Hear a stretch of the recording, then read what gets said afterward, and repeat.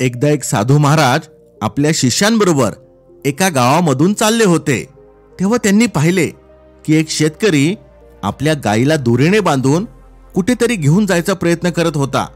शेतकरी आपली पूर्ण ताकद लावून त्या गायीला जोरजोरात ओढत होता आणि ती गाय सुद्धा त्या शेतकऱ्याला आपल्याकडे ओढत होती. हे बघून साधू महाराज आणि त्यांचे शिष्य तिथेच थांबले.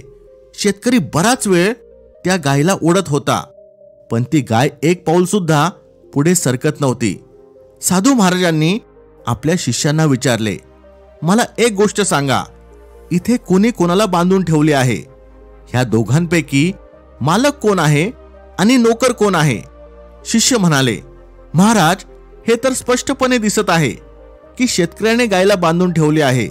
इथे शेतकरी मालक आहे आणि गाय त्याची नोकर आहे, कारण शेतकरी गायीला पाहिजे तिथे घेऊन जाऊ शकतो. हे ऐकून साधू महाराज म्हणाले, लक्ष देऊन बघा, आज मी तुम्हाला आयुष्याचा एक खूप मोठा धडा शिकवणार आहे.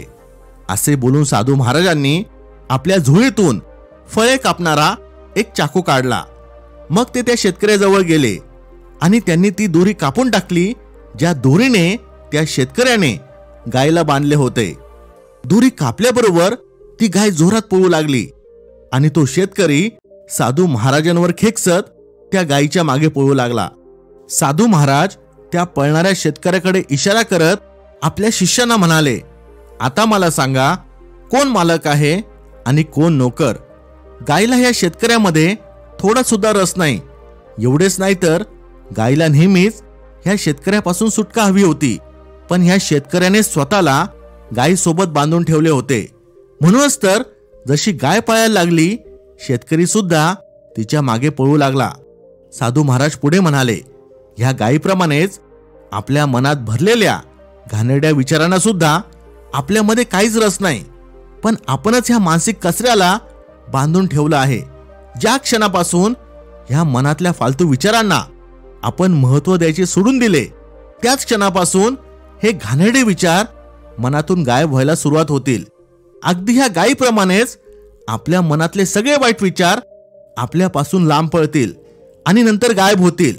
मित्रांनो, जर आपण थोडे निरीक्षण केले तर आपल्या लक्षात येईल की त्या शेतकऱ्यासारखीच अवस्था आपल्या मनाची आहे.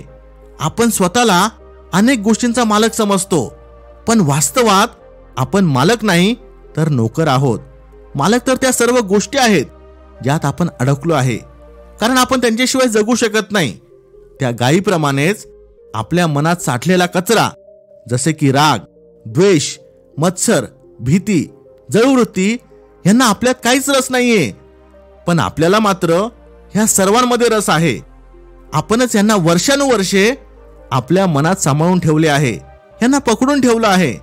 आपल्यालाच ह्यांच्यापासून लांब जायचे नाहीये, ह्यांना सूट द्यायची नाहीये, कारण ह्यांना सूट दिली तर हे आपल्यापासून लांब पळायला सुरुवात करतील, जे आपल्याला आवडणार नाही.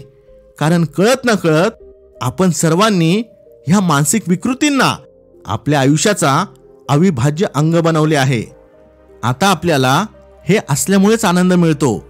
आपण ह्यांना सोडायचं जरी म्हटलं तरी आपले मन तयार होत नाही.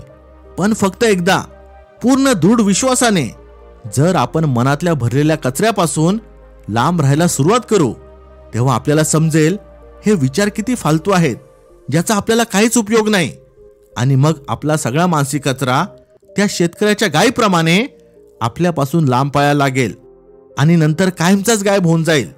एक गोष्ट नेहमी लक्षात ठेवा, आनंदी आणि शांत राहणे ही आपली चॉईस आहे. मग आपण ह्यालाच निवडूया की आणि आपले आयुष्य आनंदाने आणि समाधानाने जगूया. कळत न कळत आपले विचारच आपल्या आयुष्याची रूपरेखा ठरवतात.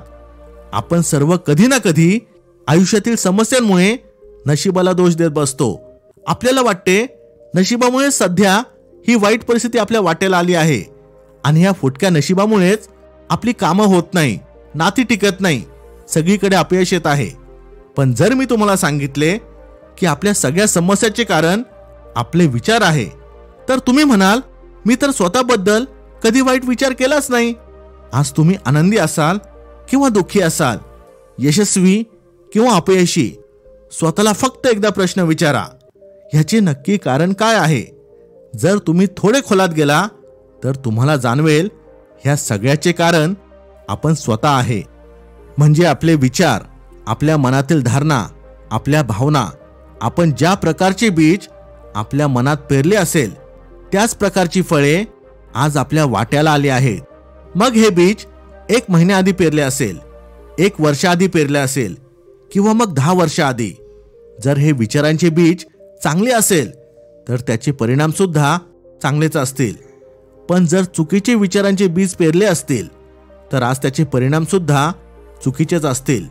आता प्रश्न येतो की ज्या चुकीच्या विचारांचे बीज आपण खूप आधी पेरले आहेत त्याचा प्रभाव पूर्णपणे नष्ट केला जाऊ शकतो का? याचे उत्तर आहे नाही. पण त्याचा प्रभाव नक्कीच कमी केला जाऊ शकतो. जेव्हा आपण हा निश्चय करू की आजपासून ह्या मनाच्या जमिनीवर फक्त चांगले, मंगलमय, ध्येयवादी विचारांच्याच बिया पेरल्या गेल्या पाहिजे, कारण येत्या काळात आपल्याला चांगली फळे चाखायला मिळतील. आता हा सुद्धा प्रश्न उपस्थित होतो की आपली दुःख, अपयश आणि नकारात्मक विचारांचे मूळ काय आहे? याचे मूळ कारण आहे आपल्या विचारांच्या प्रती सतर्क न राहणे. आपल्या मनामध्ये रोज 60,000 विचार येतात. ह्यामधले 80% पेक्षा जास्त विचार नकारात्मक असतात, जे आपल्या आत्मविश्वासाला कमी करतात, आपल्यामध्ये एक प्रकारची हीन भावना निर्माण करतात आणि मग हीच हीन भावना आपल्याला अपयशाकडे घेऊन जाते. जर आपण थोडे सतर्क राहून ह्या गोष्टीकडे लक्ष दिले की आपण दिवसभर नक्की कोणत्या प्रकारचे विचार करतो, तेव्हा आपण सहजपणे नकारात्मक विचार काढून सकारात्मक विचार करायला सुरुवात करू. पण हे एका दिवसात होणार नाही. ह्या गोष्टीला वेळ लागेल. पण 1-2 महिन्याच्या अभ्यासानंतर ह्याचे परिणाम दिसू लागतील. जर आपण ह्या मनाच्या बागेमध्ये चांगले विचारांचे रोपटे लावले आणि ह्याला वेळोवेळी खत पाणी घातले. इथे खत पाणी म्हणजे वेळोवेळी मनाला साफ करणे, विचारांप्रती सतर्क राहणे. तर मग येणाऱ्या काळात आपल्याला यश, शांती आणि आनंदाची फळे चाखायला मिळतील. मित्रांनो, आपल्या शहाणपण चॅनलच्या ऑफिशियल इंस्टाग्राम अकाउंटला फॉलो करा. लिंक डिस्क्रिप्शनमध्ये दिली आहे. इथपर्यंत व्हिडिओ पाहत असाल तर लाईक करायला विसरू नका. Thanks for watching. Stay blessed.